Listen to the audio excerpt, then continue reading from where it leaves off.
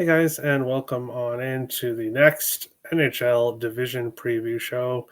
I'm your host, Terry Edelman at T Picks over on X, ready to break down the Central Division, talking about the Central teams, looking at their forward depth, defensive depth, goaltending depth, future bets, and then looking at my power rankings for how I rank the Central Division heading into the season. Before we get to that, though, make sure to hit the like button on the video, subscribe if you're new to the channel, and let me know in the comment section what you think about the Central teams. What did I get right? What did I get wrong? Let me know in the comment section. But we're going to jump with the first. We're going to start with the first team, which is the Chicago Blackhawks. Viewers of the channel know my feelings on the Chicago Blackhawks. But I think, I know the future is bright for this team. Whether or not that comes this year, we'll get to that, but the future is bright for the Blackhawks. The top line, Ryan Donato, Connor Bedard, and Andre Burakovsky coming over from the Seattle Kraken. Of course, Ryan Donato re-signing with Chicago. He had that career year last year.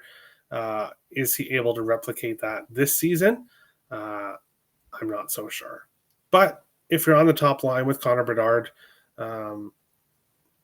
that's the best spot to be in this lineup offensively. Teuvo Teravainen, Frank Nazar, and Tyler Bertuzzi. Frank Nazar, another good young player for the Hawks, a good second-line center. I think he's going to improve this year from what he did last year.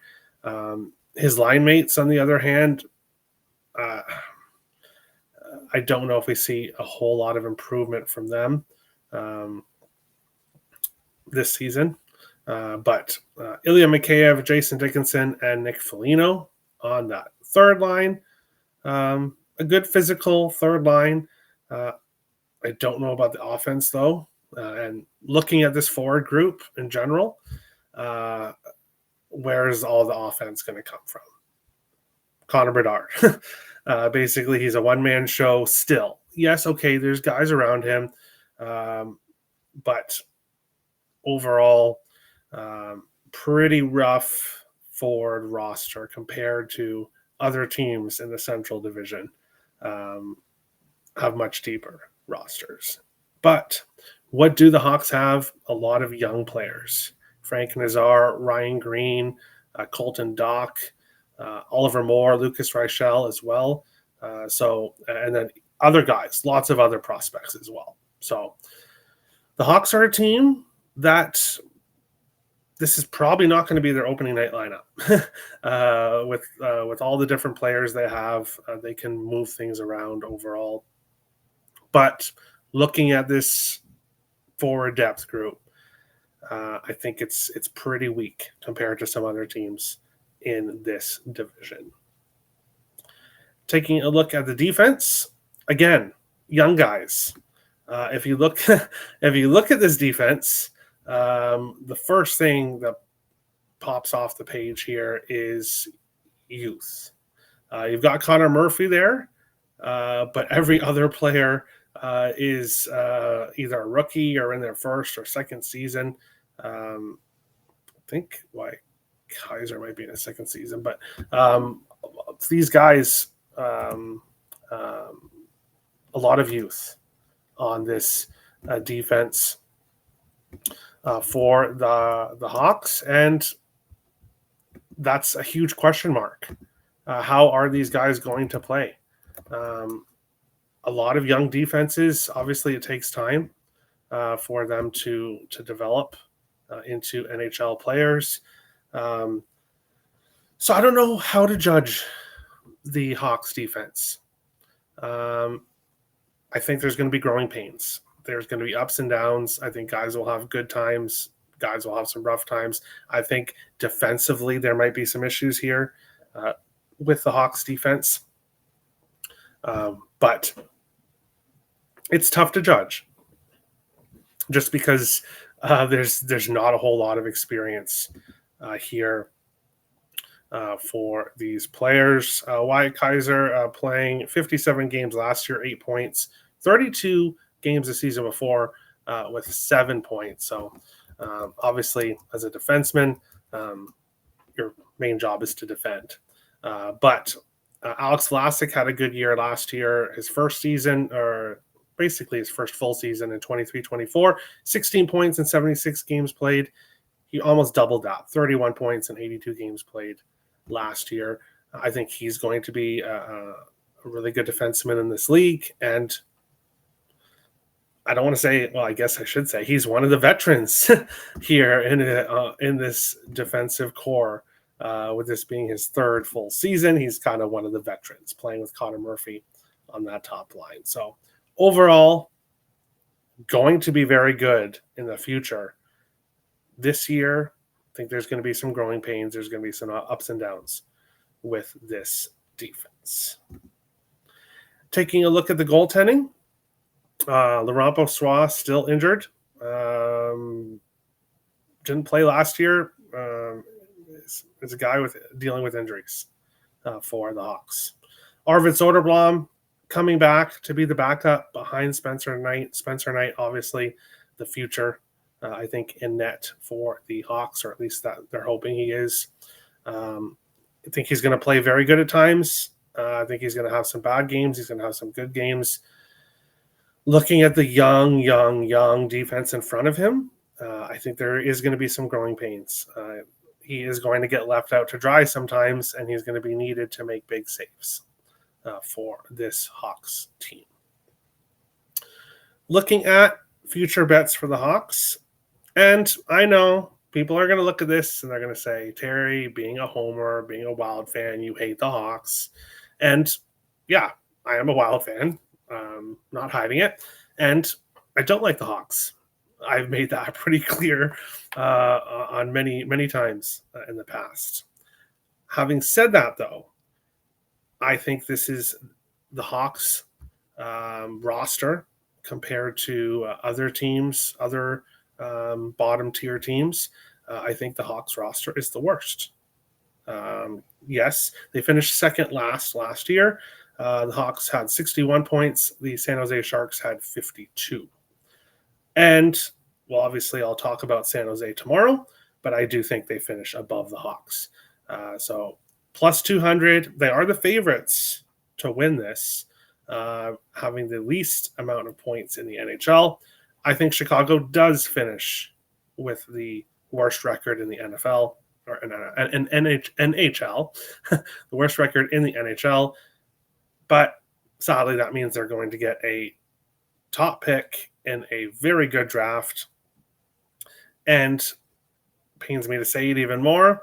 I think they finished last this year, but I think they go up next year. And I think that's the start of the Hawks' journey back to being a contender. So, yeah, it's going to be a rough year, but the future is bright for this Hawks team. As much as I hate to say it, the future is unfortunately bright.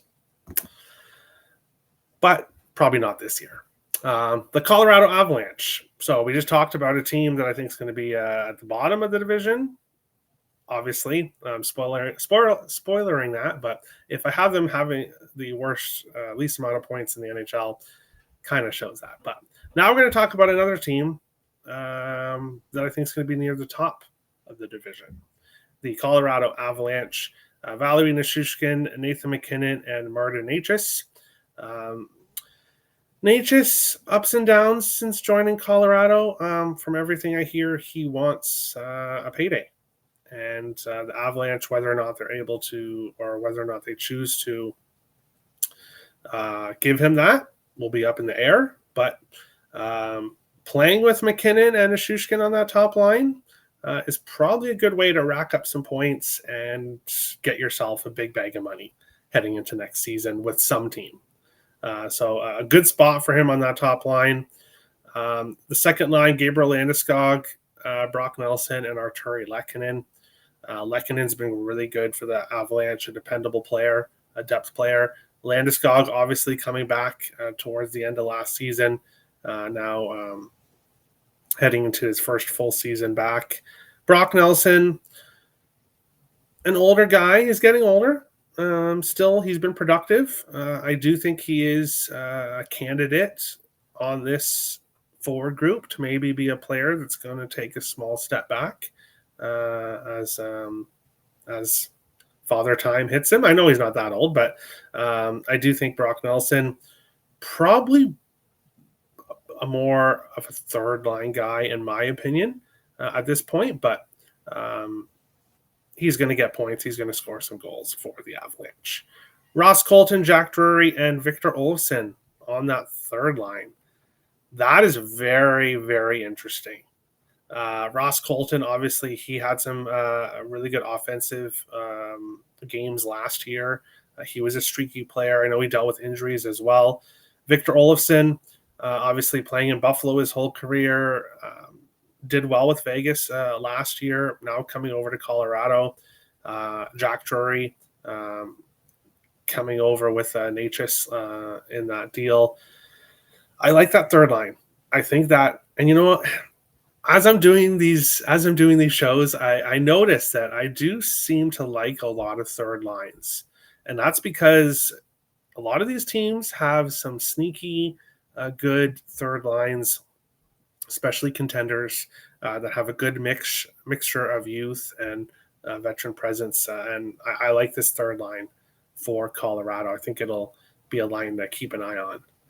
Parker Kelly, Zakhar Bardakov, and Joel Kiviranta on the fourth line, as well as Ivan trying to make the roster. No, that's not a mistake. His name is Ivan. To those thinking I made an error, I didn't. But overall, a solid roster, a solid forward group. Questions with the fourth line, but there's questions with everyone's fourth line. The main, the most important pieces of the forward group is obviously the top three lines. Fourth line, your job is to go out there and not get scored on. Maybe try to be a physical line, defensive line, but yeah, that's basically your job. Looking at the defense, we've got Devon Toews and Cale Makar as that top pair. Obviously, one of the best D pairs in the NHL. I think that's fair to say. Samuel Girard and Josh Manson, very solid second pair for the Avalanche. Sam Linsky and old man Brent Burns coming over from Carolina here on that third pair. And obviously, obviously it would have been nice for him to come back to Minnesota, the team that drafted him. But going to a division rival kind of sucks. But I really like the addition of Brent Burns. Obviously, he is in his last stretch here in the NHL. As I believe he's 40 years old now. So Brent Burns getting up there, but very still good offensive defenseman. Yeah, he's 40 years old. So, but last year he 29 points in 82 games played. So it was a bit of a step down. Obviously, the season before, 43 points, 61, 54. Obviously, in his main years, 60, 70, 80 points. So obviously, he is a guy that's towards the end of his career, but I think that's a really good depth defenseman to have here for the Avalanche. Goaltending, the Woods, Blackwood and Wedgwood, both returning here. Of course, Colorado last year starting with completely different goaltenders and completely just swapped out both of their goalies, brought in two new ones. And these are the guys here. Mackenzie Blackwood obviously getting that 5-year deal. Dealing with injuries, but not in the IR, so looking like he'll start the season for the Avalanche. And questions, but we'll have to see. Blackwood did really well with Colorado last year, but now obviously he doesn't have to worry about his contract. Health obviously is important, but because of how solid the rest of the roster is, I think Colorado could have some goaltending issues and still be fine. And they could always make some trades again to fix any issues they might have with the goaltending. Cale Makar, 90 plus points, plus 115. When I look at this Colorado Avalanche team, yes, I think they're going to be competing for the division title, so you could look at them for the division title. Obviously, you've got McKinnon. You could look at his point props. They're not expensive, but very high numbers if you're going to take a McKinnon. Makar, he has, in his last 2 seasons, 90 points and 90 points. Hold on. Or he has at least 90 points in back-to-back seasons for the Avalanche. Let me bring it up here just 1 second. Yeah, so 92 last year in 80 games played, 90 the season before in 77 games played. Last year was a career year in points and goals, 30 goals and 92 points.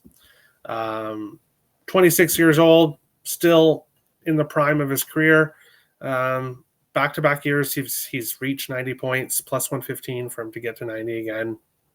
I think that's, if I was playing something with Avalanche, that's what I'd be looking at, is for Cale Makar to have another monster year for the Avalanche. Maybe take a look at them winning the Central Division as well. Taking a look at the Dallas Stars. And looking at the Dallas Stars, it's a perfect time to mention the Florida Panthers. Of course, as I'm doing this show, I am recording at 2:30 on Friday afternoon. Of course, I recorded the the Atlantic show, released it, and then the next day, unfortunately, Alexander Barkov gets injured and looks like he's going to be out the entire season. It looks that way. So obviously, that is absolutely horrible for the Florida Panthers.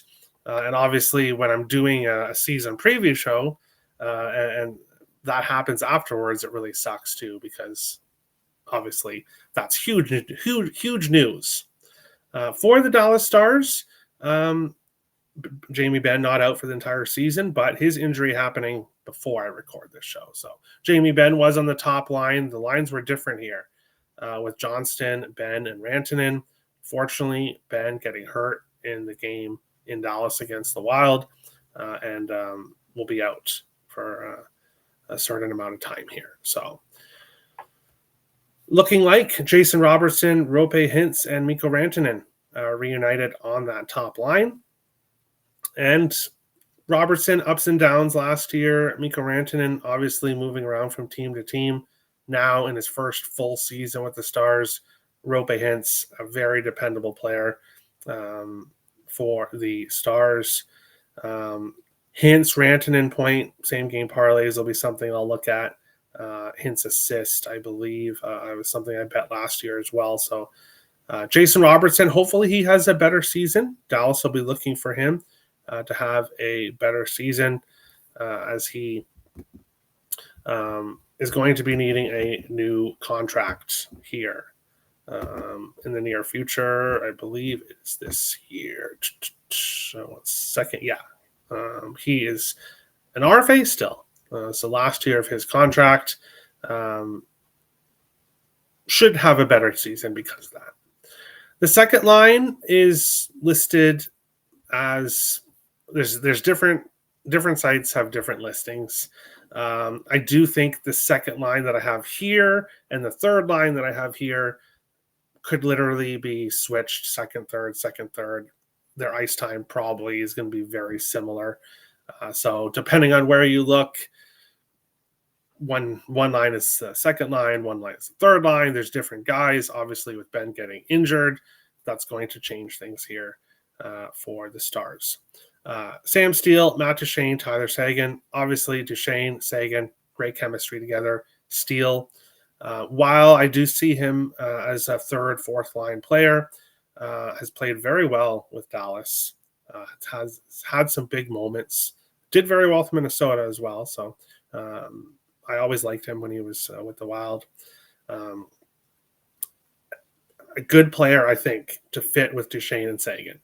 Obviously, Stars fans going to be hoping for health. You want to keep Duchesne and Seguin both healthy. That's incredibly important. The third line or second line, depending where you look, Justin Herquoian. Obviously, I'm sorry if I mispronounced that, which I probably did. Playing with Wyatt Johnston and Maverick Bourque.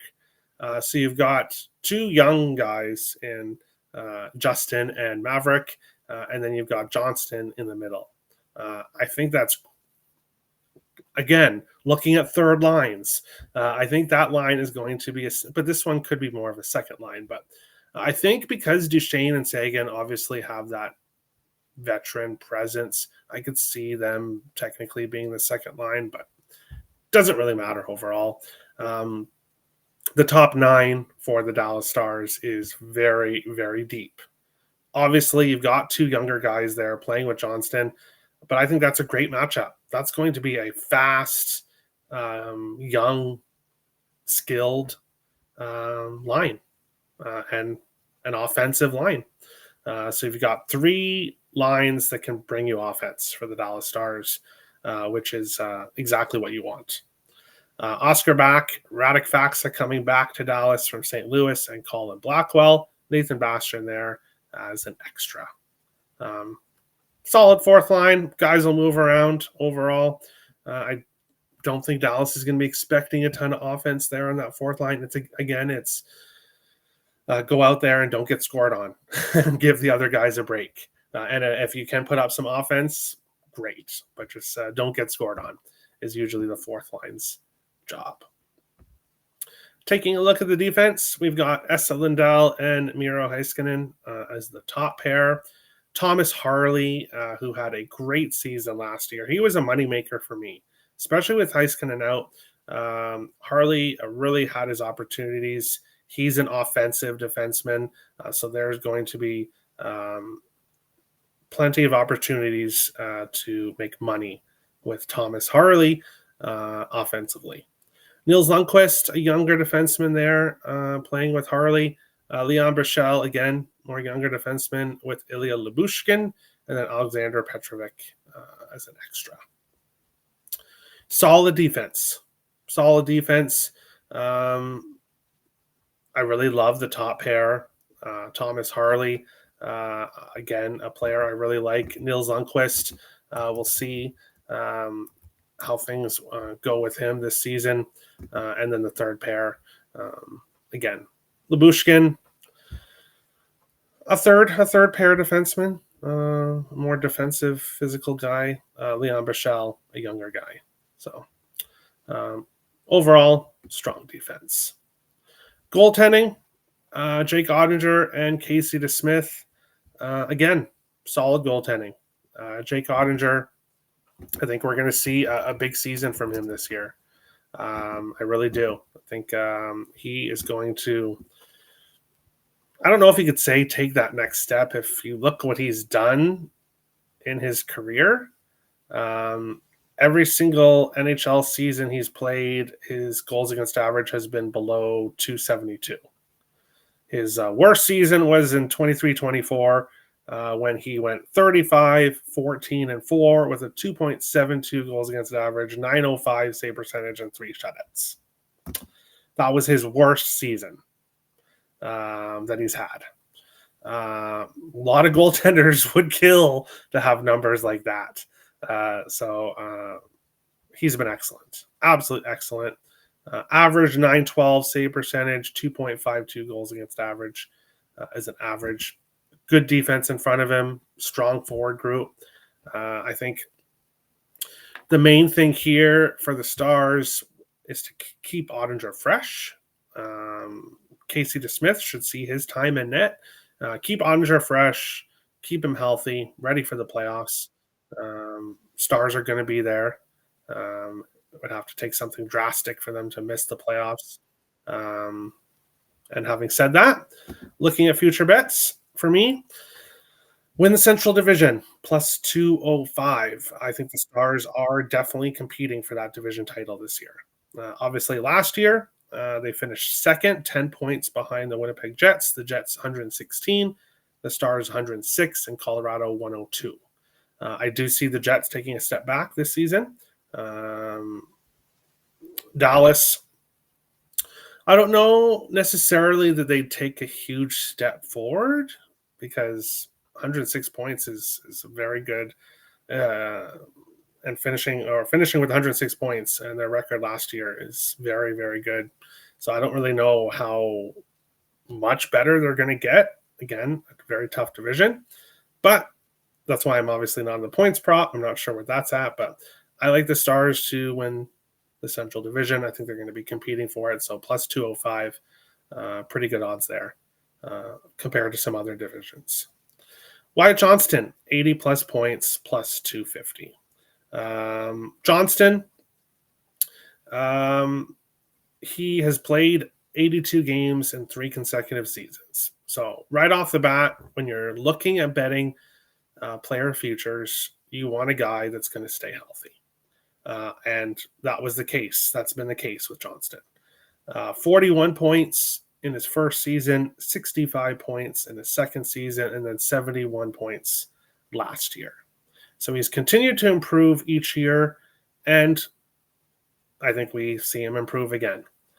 71 points last year. I think he reaches somewhere in the 80-point range for the Stars, plus 250. Great value there with Johnston. I think he has the best year of his career this year offensively. So we'll take obviously, and that's a good thing to mention. I've not pulled the trigger on any future bets yet. All the future bets that I show you on all 4 of the shows are the ones I'm considering. And then after that, before the season starts, I'll decide exactly which ones I'm going to pull the trigger on and which ones I'm not. I really like Johnston to have a good season this year. So I'll probably be looking at his. I was looking at the 30-plus goals, but it was like -2 something. So there was absolutely no value there. So we'll look at point prop for Johnston.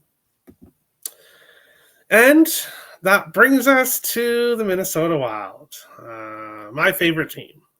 Obviously, the team I'm most excited to talk about. Finally. The Wild's forward depth, Kirill Kaprizov, Marco Rossi, and Matt Boldy. Of course, Marco Rossi and Matt Boldy looking absolutely fantastic together in the Wild's preseason game against Dallas yesterday. Rossi scoring 2 goals. The second one, a beautiful pass from Boldy.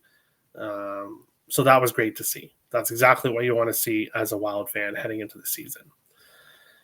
Kirill Kaprizov in the last year of his contract, and of course, there were reports that he was offered $16 million times 8 to make him the most highest paid player in the NHL, and the reports are that he turned that down. I don't like that at all. Obviously, as a Wild fan, I want Kaprizov signed, sealed, and delivered for the long term. But that's just something that's going to have to be kept an eye on. And obviously, we'll get to the future bet section later on. But when you're looking at future bets for a team and their star forward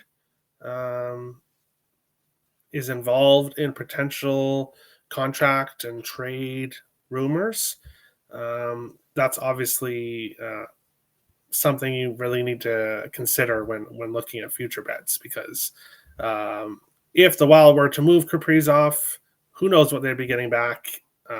Chemistry and just overall impact would be huge if something like that was to happen. I'm not saying that we're going down that route, but overall, very top skill, top line for the Wild.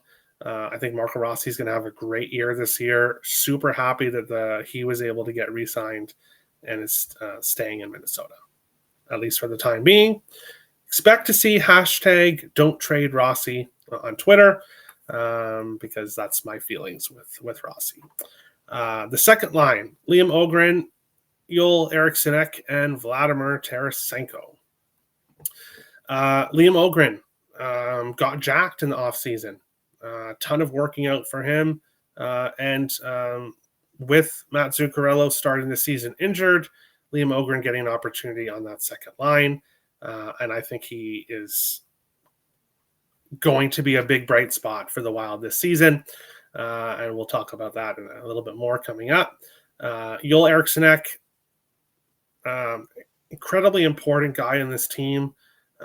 Just the physicality. Players hate playing against Joel Eriksson. The net front presence, obviously, the goal scoring ability. He's just a great player. Vladimir Tarasenko, coming over from Detroit, did not have a good year whatsoever last year. I think he is going to have a comeback year. Now, I don't know if he's going to go back to his prime days, scoring 30 goals and whatever, but I think he is going to have an improved season here. And I like him on that second line with Ogren and Joel Eriksson. Marcus Johansson, Ryan Hartman, and Marcus Foligno. A good third line. Hartman, Foligno, not fun to play against. Johansson, I think he could be in the press box at times, and I'd be okay with that. But with Zuccarello out, I get it. It makes sense. Yakov Trenin losing some weight this offseason, hoping to have a better year. Nico Sturm coming back to Minnesota from the Florida Panthers. Great fourth liner, great center, penalty killer, face-off winner. Exactly what the Wild needed. So really happy to see Nico Sturm coming back, and Danila Yurov coming over from Russia, looking to make his season debut. I'm really excited about his future with the Wild as well. So looking at the forward depth group here. Oh, and also the Wild first game against the St. Louis Blues. You can expect Ryan Hartman props from me. He loves to play the Blues, but we'll get to that for the first game of the season. But just as soon as I'm thinking St. Louis, Hartman, yeah, I'm ready. I'm ready to bet those props. But looking at this forward group, I like it. Of course I do. Obviously, you've got some physical guys there on the third line. Danila Yurov, obviously a young rookie on the fourth line, but I think playing with Sturm and Trenin is a good spot for him to at least start if he kind of slows off or starts slow offensively. Maybe he gets some time in the AHL. We'll have to see. But I'm very excited about Liam Ogren getting that opportunity on the second line. And I'm going on the record to expect Vladimir Tarasenko to have a much improved year from last year. Taking a look at the defense, Jake Middleton and Brock Faber as the top pair, Zeev Buum and Jared Spurgeon as the second pair, and David Jiricek and Zach Bogosian as the third pair, with Jonas Brodin starting the season off injured. Obviously, Jonas Brodin in this line, in this defensive core, makes it much stronger. That's just how it is. But Captain Jared Spurgeon playing with Zeev Buum, I think that's a great pair on that second pair. And when you look at the Calder Trophy winners, I obviously mentioned on the Atlantic show, Demidov, who's the favorite. Zeev Buum is actually tied for second in the Calder Trophy odds. So the sports books are kind of expecting him to have a good year. So am I. Obviously, being a defenseman, I think it's going to be very difficult for him to win that award. But playing with Spurgeon, I think, is just a perfect mentor for him, for Zeev Buum in his first full season. Middleton and Faber, Brock Faber, obviously the hometown kid, got his long-term deal, and is going to be probably on that top pair for his for the foreseeable future, long-term future here with the Wild. David Jiricek coming over for Columbus, a former first-round pick. Didn't get much ice time last year, but obviously with Brodin out, Jiricek is going to get an opportunity here. Zach Bogosian, He's been good at times. Also had some rough. Offensively, he's not really expected to really bring a ton of offense. But I remember cashing a big plus money prop with him last year against one of his former teams. So that was nice. But Bogosian, I think a good mentor for Juracek there on the third defensive pair. Bringing us to the goaltending. Philip Gustafsson, starting goaltender. And obviously with Marc-Andre Fleury retiring, Jesper Wallstedt taking over the backup goalie position. Philip Gustafsson had a very nice year last year, 31, 19, and 6. Jesper Wallstedt in the AHL, not so good. But he wants to move on, and I'm fine with moving on from last year as well for Jesper Wallstedt. Now, getting his opportunity here. Obviously, with Marc-Andre Fleury retiring, Wallstedt, the backup, is getting his chance here to show what he can do. And very highly touted prospect over the last heading into last year was I believe the number one goalie prospect. So obviously rough year last year. Now it's time to see what he can do in the NHL. I like the goaltending. Obviously, I want to see how Wallstedt does. It could go very well. It could also not go very well. He's a young goaltender. Goaltenders sometimes take a few years before they really, sometimes take quite a few years before they really get into their groove. So it's going to be unknown with Jesper Wallstedt. Future bets for the Wild.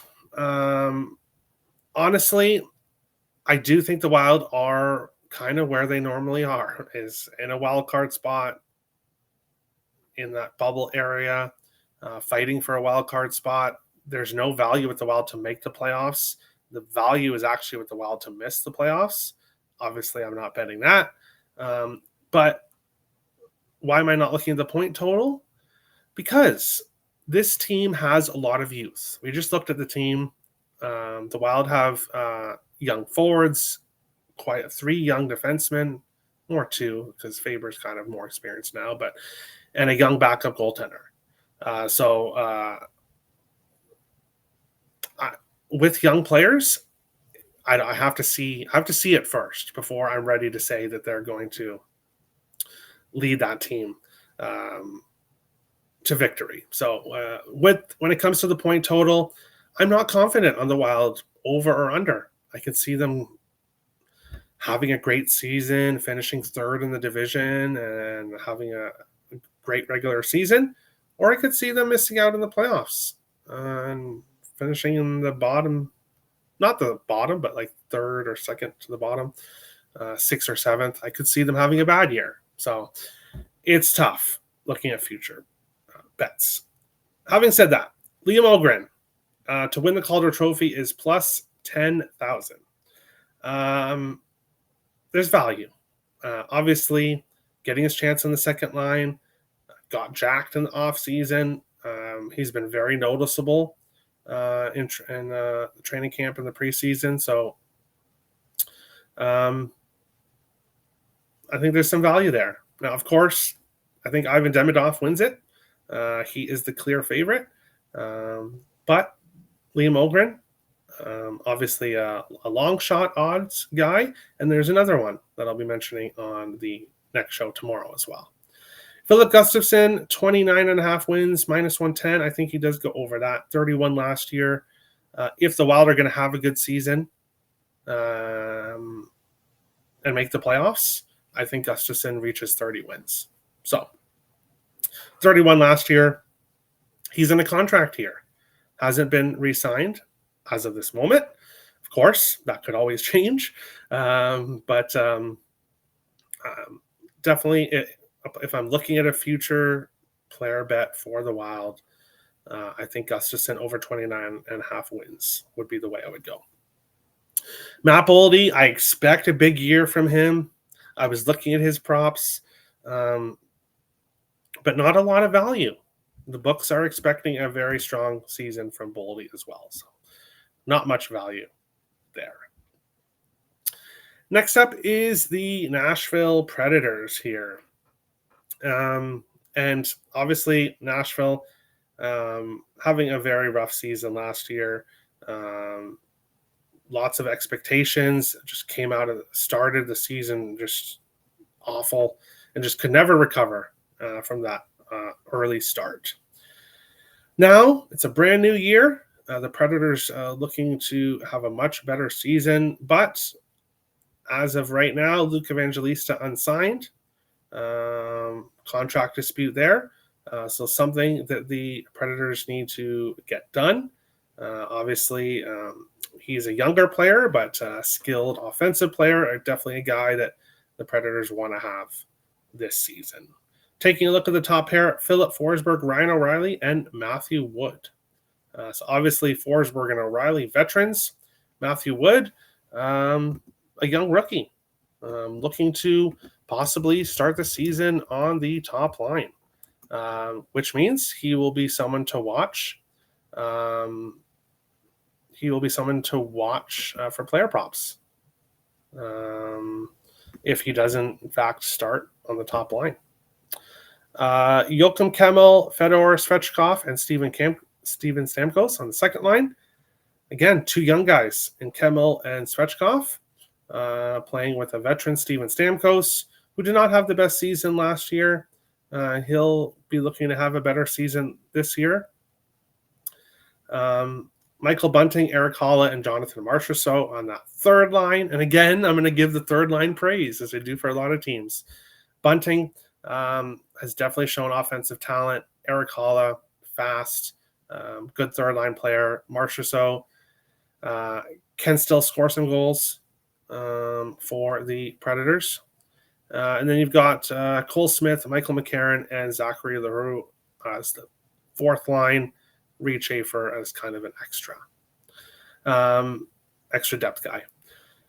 Looking at this roster, I find it very interesting. Obviously, in the top six, you've got three veterans that have been there that have done that. And then you've got three really young forwards, the future, potentially, for Nashville. So it'll be interesting to see how the chemistry works with those guys. Do we maybe see Stamkos go to the top line and we see a really young second line? Or will the Predators mix and match throughout the season? We'll have to see. But I'm not sure. I'm really not sure what to make of the Predators forward group. That's going to be something I'm going to keep an eye on early on in the season to see how these young guys perform.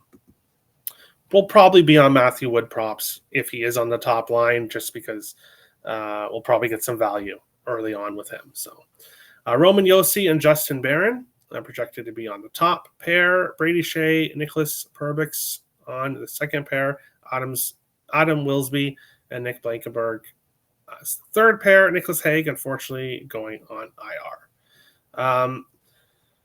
Josi, of course, the captain and one of, if not the best player on this Predators team.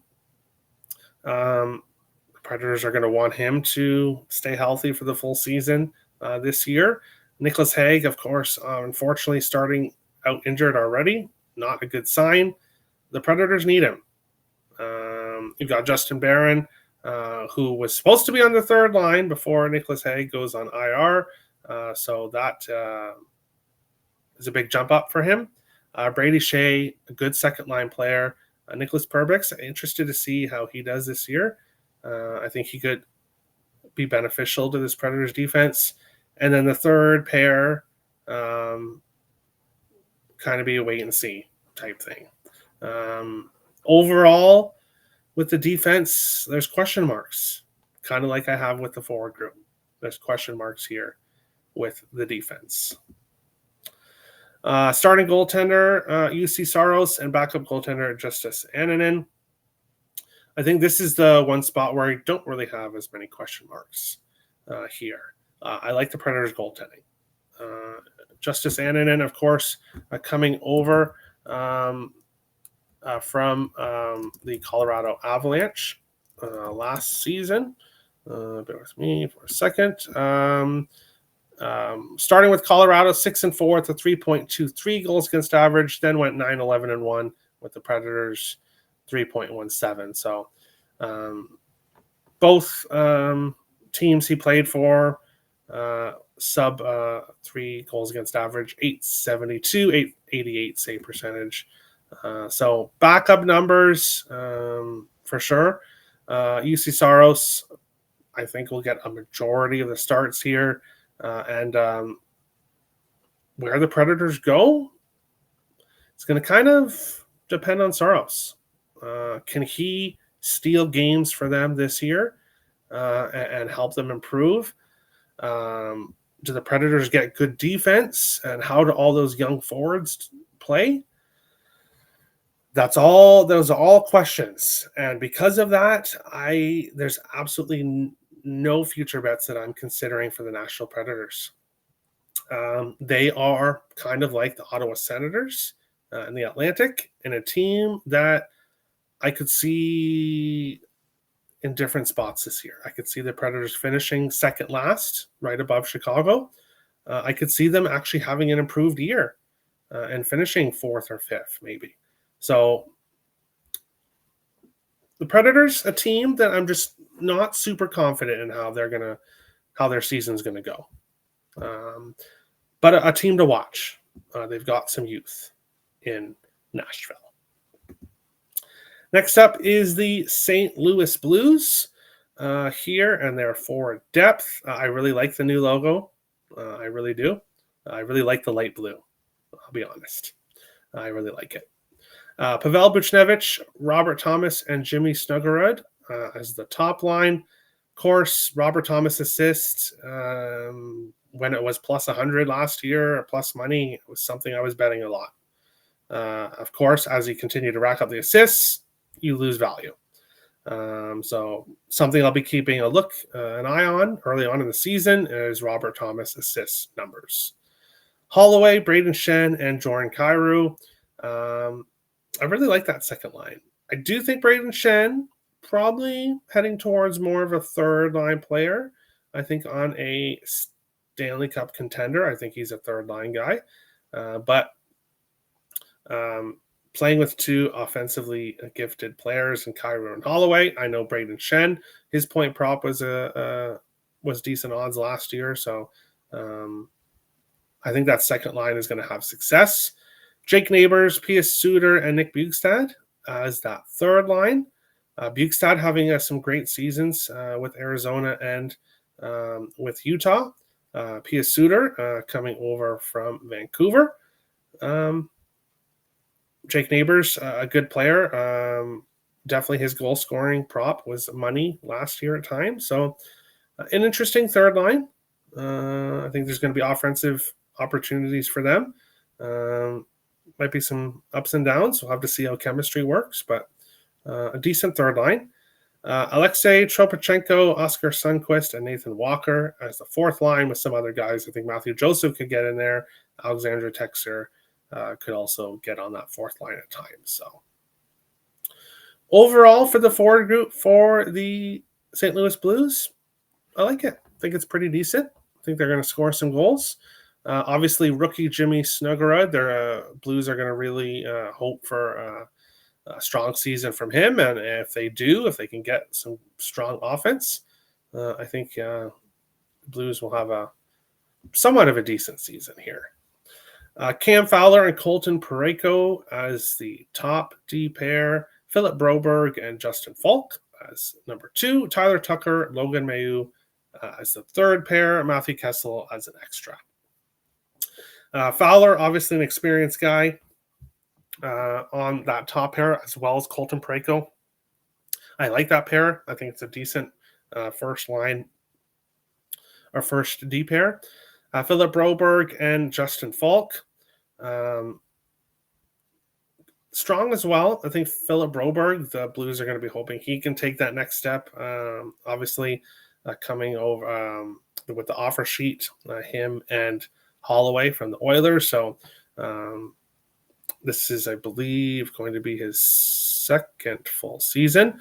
So the Blues hoping to get some solid play from him. And then the bottom pair is question marks. Question marks with both guys. Logan Mailloux, of course, coming over from Montreal. A young prospect. See how he does. Maybe Matthew Kessel can get in at times. Question marks. I don't know a whole lot about that bottom pair, I'll be honest. So Blues hoping that they can get some good play from the bottom pair. Starting goaltending, Jordan Binnington, backup goalie Joel Hofer. I'm really interested to see if this is going to be a starting and a backup, or if it's a 1A, 1B, and we see some Joel Hofer get some more starts this year. Obviously getting re-signed, the goalie of the future for the Blues. So I'm interested to see how this goalie split, how it works out. Something I'll be keeping an eye on. Future bets for the Blues. Yeah, I have one. I know. Shocking. Dylan Holloway, 70-plus points, plus 100 here. He played 77 games last year, 26 goals, 37 assists for 63 points. Kind of like some other young players we've talked about. I think he's just scratching the surface. I think Holloway is going to be a dependable player. I think 70-plus points is a good number for him. I think he finishes somewhere around that 74, 75 point range. I think he has a good year.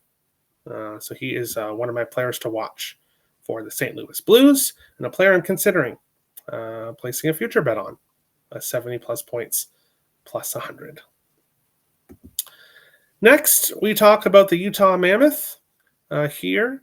Dylan Guenther, Logan Cooley, and JJ Peterka coming over from Buffalo. I really like that top line.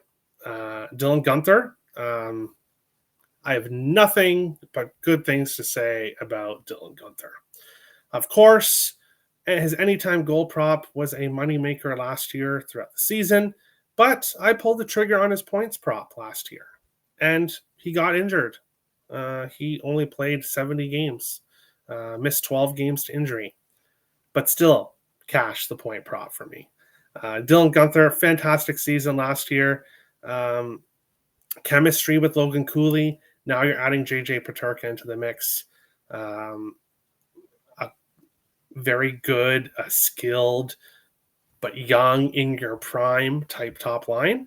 I'm very, very interested to see how those three play together this season. Then you've got Nick Schmaltz, Barrett Hayden, and Clayton Keller on the second line.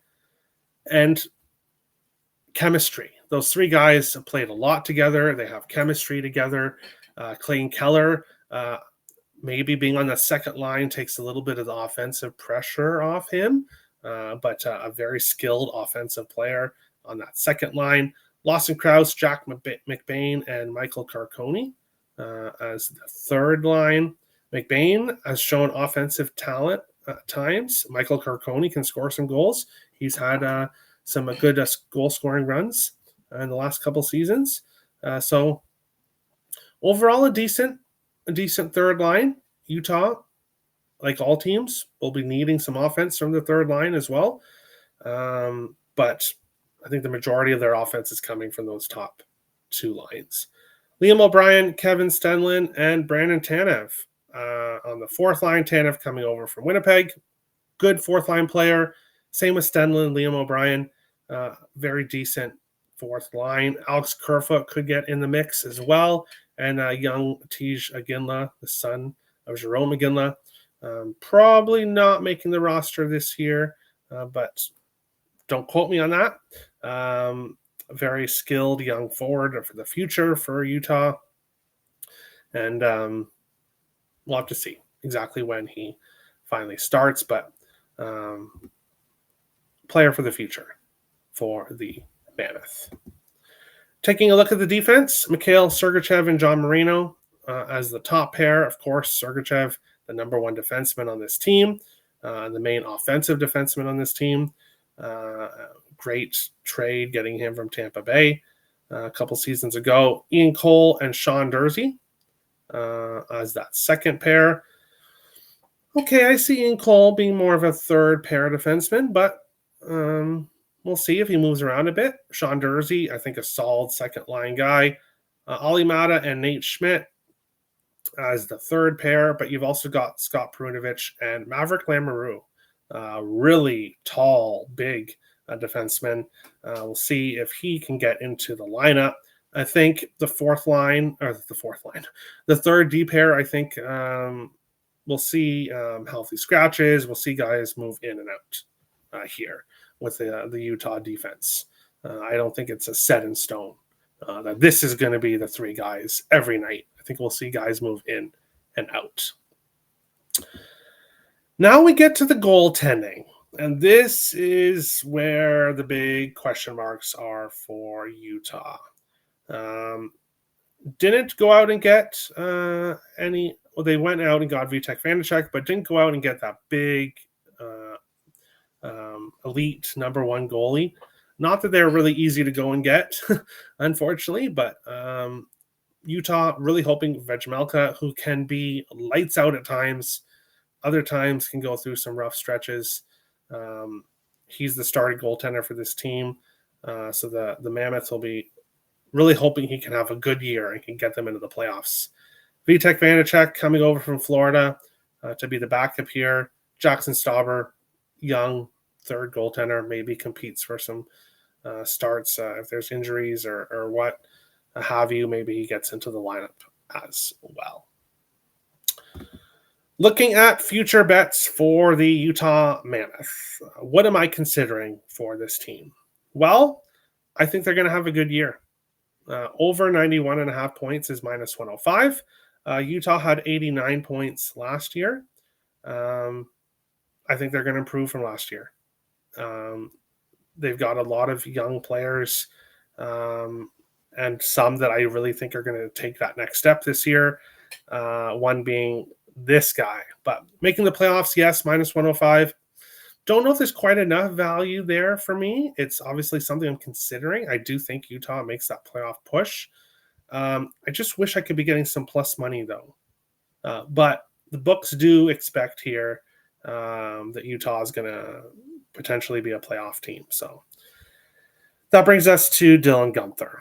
Of course, already saying his praises a few minutes ago. One of my favorite players in the NHL. You can expect Dylan Guenther anytime goal props early on in the season, and whenever he's on any kind of streak, I will be on his props. But 70 plus points, plus 195, and 30 plus goals, plus 140. Guenther, 27 goals and 33 assists for 60 points last season. As I said, only playing in 70 games. Obviously, hoping he plays a full 82 games is what you want when betting a prop. But he is just that player on that top line, getting Peterka now, has the chemistry with Cooley, of course, Guenther, Cooley, both young players, another season behind their belt. And I think that both guys have a monster year here for Utah. And if they do get into the playoffs, this guy's going to be a big reason why. Dylan Guenther, 70 plus points, plus 195, and anytime goal, plus or 30 plus goals, plus 140 are the two player props I would consider here for Utah. I will be on one or both. I will be backing Dylan Guenther in some fashion here heading into the season. One, because he cashed for me last year despite getting injured, and two, I really think he's going to have a big year. And Utah is going to need it to get into the playoffs, but they're also going to need some goaltending. This team could be a good over team if they don't quite get the goaltending, but I think the offense is going to be there.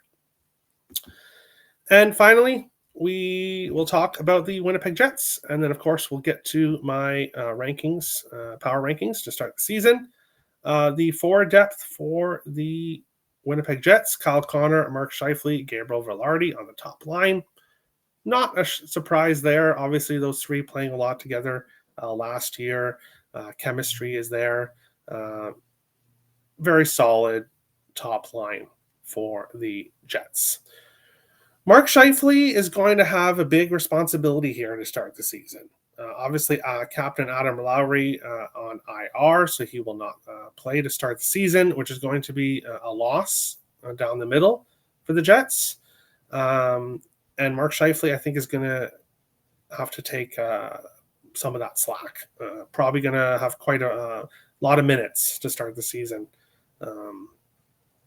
Because Jonathan Toews making his return to the NHL after a couple seasons off, last playing with Chicago, now coming to his hometown team. That could be a Cinderella story, but it could also go pretty rough. So question marks there. Cole Perfetti, a good, talented, young player. I like him. I like Cole Perfetti. The issue is question marks with Jonathan Toews and Gustav Nyquist. I'm sorry. Of course, my opinion, Gustav Nyquist should not be on that second line. He did not play well with the Wild last year. When he came 2 seasons ago at the trade deadline, he played well. But last year, he just did not play well for the Wild. And I don't think he's a good fit for that second line. Obviously, we'll have to see the speed of Jonathan Toews, but I think Perfetti might be a kind of a one-man show at times in that second line. Now, Jonathan Toews, from everything that's been said, has looked great. Maybe he's going to have a great year, but there's question marks, especially early on, if he can get back to his elite self. Obviously getting older as well, but hasn't played hockey in a long time. Nino Niederreiter, Vladislav Nemestikov, and Alex Iafallo as that third line. And Niederreiter, dependable player, can score some goals, really decent third line player. Nemestikov had his moments at second line last year. He's played well for the Jets. Alex Iafallo, a player Jets are going to be looking at to improve this year, especially obviously losing Nikolai Ehlers. The offense is going to have to step up. Would not be surprised to see Iafallo get moved to the second line at times. Nyquist get moved down. But this is how it's projected to start. Tanner Pearson coming over from Vegas, Cole Koepke coming over from Boston, and Morgan Barron on that fourth line. And then you've got other guys in David Gustafson and Jarrett Anderson-Dolan as well. When I look at the Winnipeg Jets forward group, I love the top line. 0 question marks with the top line. But after that, maybe not so much question marks with the third line, but lines number 2 and lines number 4, there's question marks here. And I could see maybe the Jets struggling to score goals at times here, especially early on this season. Looking at the defense, we've got Josh Morrissey and Dylan DeMello. Of course, Josh Morrissey, very good offensive defenseman for the Jets. Sandberg, Neil Pionk, very solid second pair. Hayden Fleury and Luke Shen as that third pair, but they've also got other guys that can step up as well. So the Jets do have a lot of defensive depth. I think defensively they're going to be a good team again this year. And then, of course, they've got Vezina winning Connor Hellebuck in net as well. So that can't hurt either. Eric Comrie, capable backup for the Jets. So maybe struggling to score a bit, but I like the defense, especially defensively. I like the goaltending overall for the Jets. So I do think the Jets are going to be a good team. I don't see them having the same season they had last year. I think a lot of things went right for the Jets last year. I think there could be some question marks here with how the season starts. But with that defense, with that goaltending, the Jets should be a playoff team still. I don't think they're going to drastically drop, but I think we could see a little bit of a drop for the Winnipeg Jets. And that is breaking down all 8 teams in the Central Division, taking a look at their depth. And now we will take a look at my power rankings and how I rank each team heading into the season.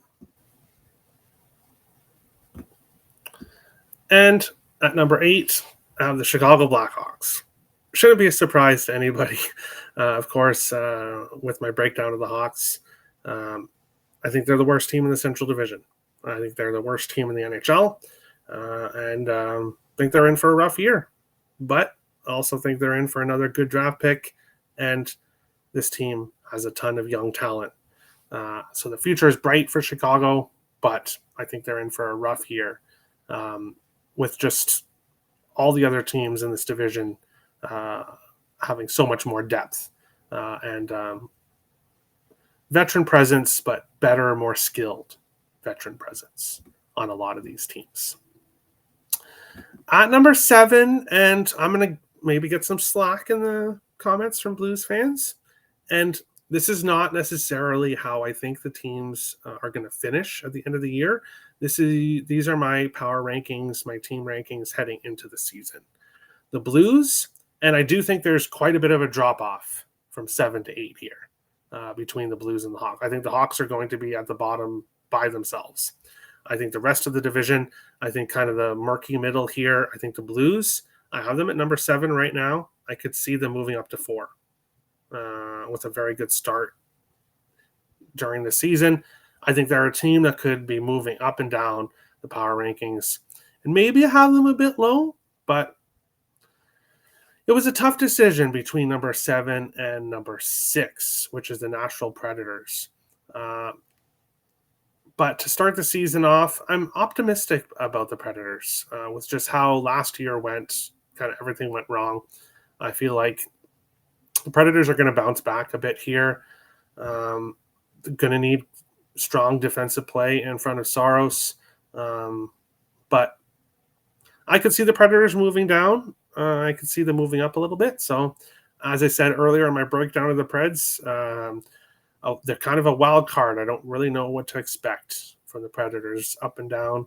They'll probably move around my power rankings quite often throughout the season. Number 5, I have the Utah Mammoth.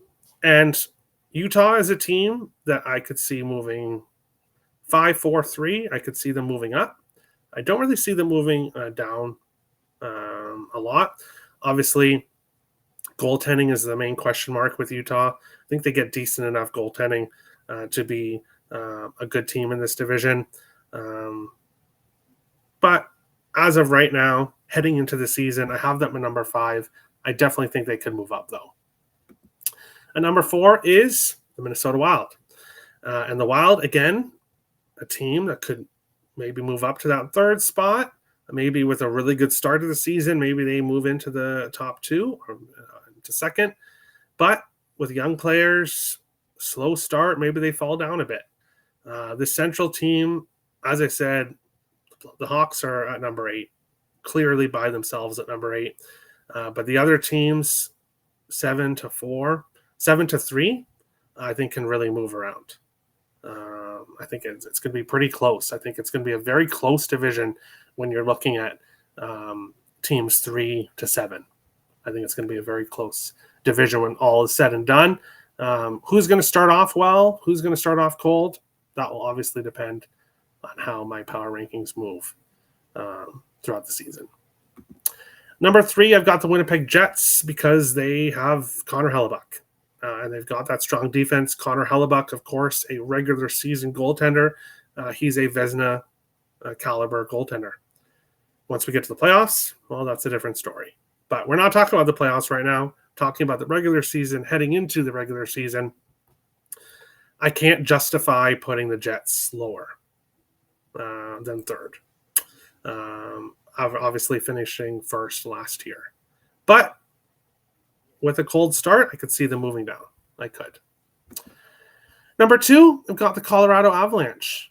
And as I said, number 3 to number 7 kind of move around. I think 1 and 2, I think are pretty much going to be in that top 2 range. I think Colorado and I think Dallas are going to be fighting for the division title throughout the season. But I have to give Dallas the edge. Like I said, when we're talking about Jake Ottinger, what his worst season was is a lot better than a lot of other goaltenders' best seasons at times. So Jake Ottinger, very good goaltender. The Stars, depth throughout. Yeah, they're losing Jamie Benn to start the season. But they've got the depth, obviously, in my opinion, to still play very well without him. So that's how I have the Central Division heading into the season. What teams did I put too low? What teams did I put too high? Let me know in the comment section below. And thank you for watching. If you haven't already checked out the Atlantic and the Metropolitan Division previews, make sure to go check them out. If you're looking for free pick videos for NFL, they're on the channel as well. Baseball playoffs are starting. Hockey almost around the corner. Picks on Net, my NHL show, right around the corner. I can't wait. Super fun talking the Central Division with you guys. Make sure to let me know what you think about the Central in the comments below. And make sure to tune in tomorrow as we talk about the Pacific and the final NHL Division preview show. Thanks for watching, guys.